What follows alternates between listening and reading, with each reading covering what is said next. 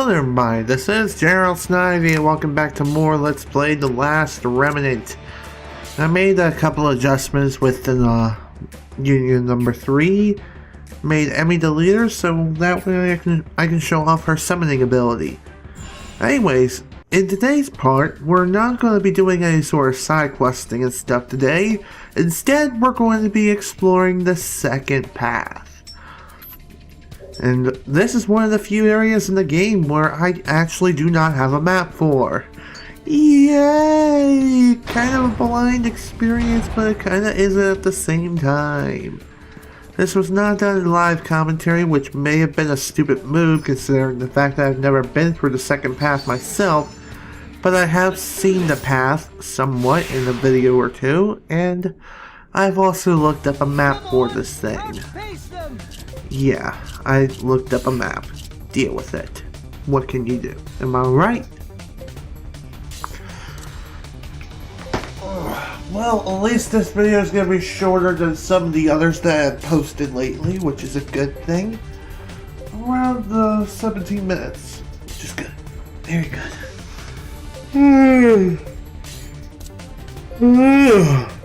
Dang, I'm still tired, and it's 2 o'clock in the afternoon. At least it's about to be. Alright, for the thing I want to talk about today, I've recently, or more or less just a few minutes ago, looked up a few Yahoo articles to see if any of them catch my eye, and one of them actually did. The one article that caught my eye today was somewhere in Austin, Texas, or something like someplace like that. There's actually a real-life Mario Kart track. No, I'm kidding. I'm not freaking kidding. There's actually a real-life Mario Kart track. Kind of. I mean, it's not any sort of track recreations like, say, Luigi's Circuit or Rainbow Road. Nothing like that. But it tries to bring the experience of Mario Kart to life, in the sense of using power-ups to speed up and slow down your opponents and stuff. They have like 5 icons on the track, like a banana peel, a turtle shell, a mushroom, I think, and I think some other items I can't remember off the top of my head. I like the idea of how it can work, and I would like to see how it would be implemented if it would be implemented across the country. One comment that was actually pointed out when I was reading some of the comments on the news story, one person pointed out that the whole turtle shell mechanic could be implemented a little bit better. And that person suggested that the turtle shells, you pick them up and it'd be like a laser tag, and you just aim at your opponent and fire it, and then the cart would temporarily stop or something to give the sense that you're actually firing a turtle shell at somebody. That actually makes a lot of sense. It truly does make a lot of sense. What else could be done? The whole laser tag thing could also be implemented for banana peels, and even firing turtle shells backwards.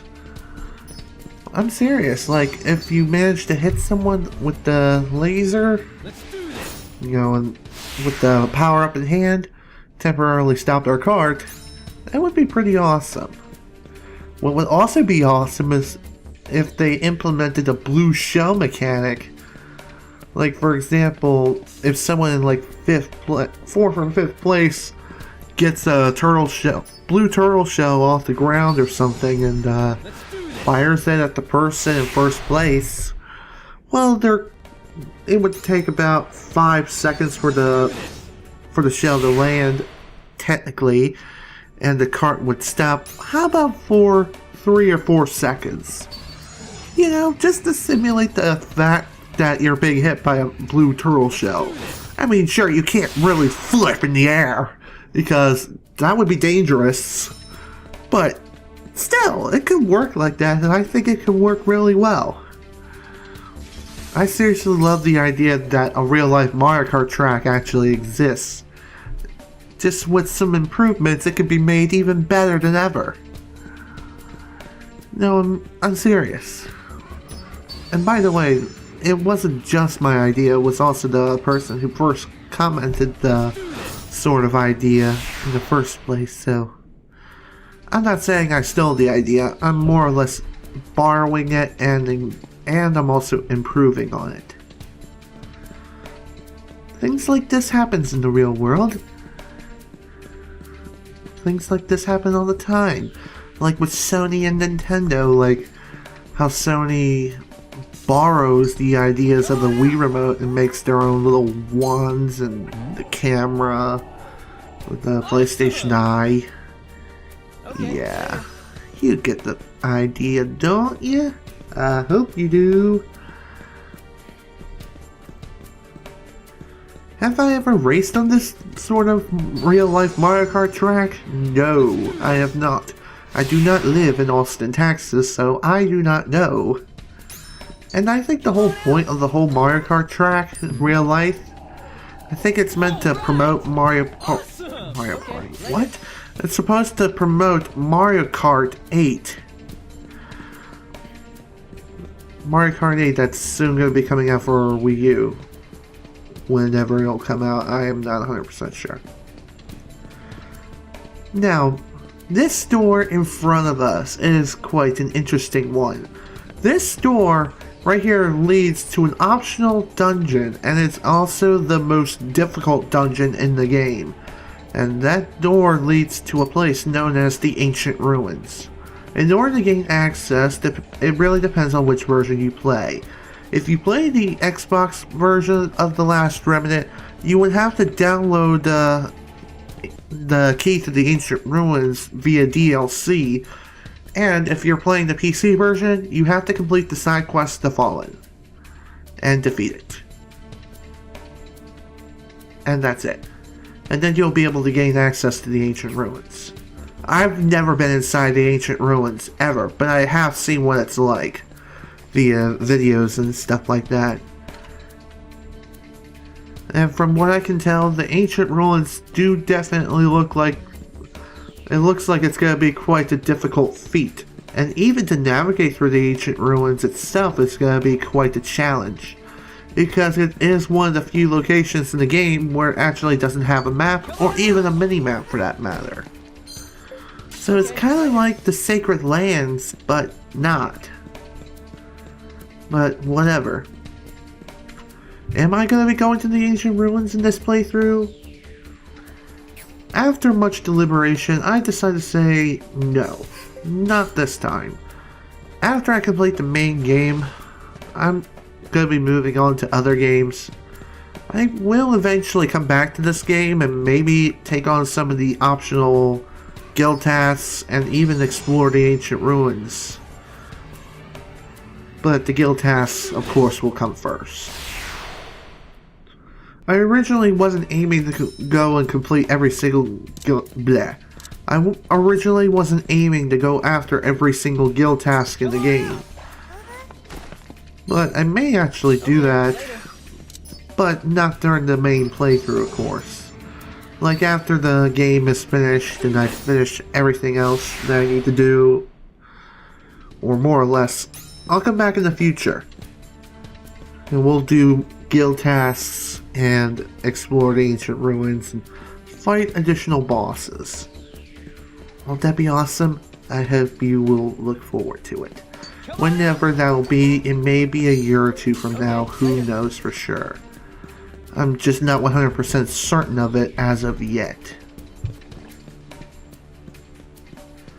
That's basically my future plans when it comes to this game. When the main Let's Play ends, other things will be planned, and other games will be taking a priority over this game, as far as extra content is concerned, because there is a lot to do in this game, including guild tasks and fighting additional bosses and exploring and completing the Ancient Ruins. I'm not saying I'm not... blah. What am I trying to say? I'm not exactly the completionist per se, like Gerard or Firth! I'm not the completionist, okay? I mean, I do 100% games sometimes, but not all the time.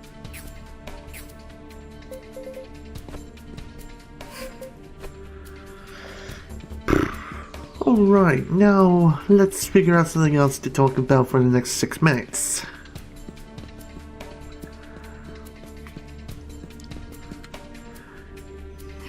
Okay, I actually have a question for you all.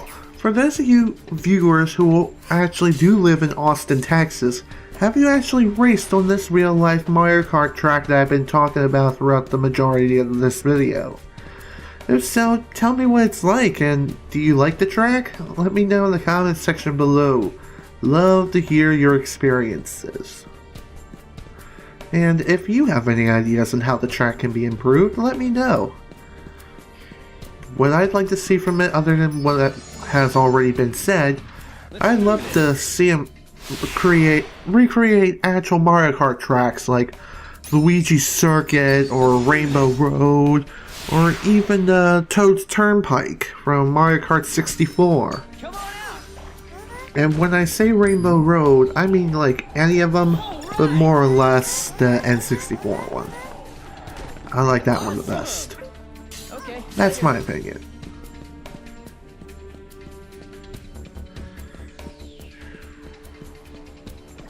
Now, what else is there really to talk about? Like I previously, or no, I haven't stated this yet, but I'm recording this short just a few moments after I recorded the last video. So yay, multi-recordings! There is another part of the second path that we have not yet explored, and we're not going to be exploring until a future side quest, because the path is completely blocked off. So essentially we would be coming through the second path anyway, but we're not going to be doing much in the second path just due to the fact that most of it is blocked off if we go through the side quest path. And what's within that side quest path? Well, we're not going to be running into enemies who are walking into walls randomly, but we will be encountering some other things. And other things are awesome. Also, here comes Emmy's summoning. Neural Neuran. Basically, it has the same bag of tricks as before, except for Blaster. Not from what I can see. So it basically acts the same as the other summonings. It is treated as a guest union. It acts on its own. You can't command it. It'll just do what it wants to do.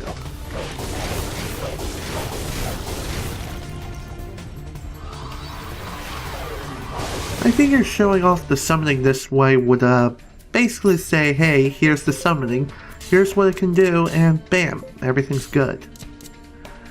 Now with that done, I'm now changing the leaders of the group from Emmy's Union back to Pegasus Union just because, well, more or less it's because I still have not shown off Pegasus Megalore special ability yet. Still waiting to show that off. And I read online to show off Megalore, or more or less to execute it, there has to be more enemy unions than friendly unions on the field. Since I have 5 unions all set up and ready to go, there has to be like 6 or more enemy unions who are ready to fight me and take me out. If you know what I mean. And some other conditions have to be met, but more or less it's random, but there has to be more than 5 unions out, or more enemy unions than friendly unions. You get the point, don't you? Dang it, I don't know what I'm saying anymore. Now for the final part of the second path. Another view of the final fortress. Yay! More ruins and treasures and fighting random monsters. Even though we've only fought one monster throughout the entire video. Kinda weird, don't you think? Well, there weren't really any new enemies around here except maybe one or two. And I figure one enemy fight is better than none any day of the week. Well, this pretty much concludes our tour of the second path. We're done here for right now. And this video shall be coming to an end relatively soon as we return to the world map. Yeah, it's pretty much over now. I'll go ahead and sign out. This is Snivy with Let's Play The Last Remnant. Thank you guys so much for watching, and if you enjoyed this video, please remember to leave a like. Next time, we're finally going to be returning to the Koengdorf Saga and heading onward to Koengdorf itself and see what is going down, and hopefully we'll be able to find the Duke of Gore there too. But who knows for sure, and who knows what'll happen. There's only one way to find out.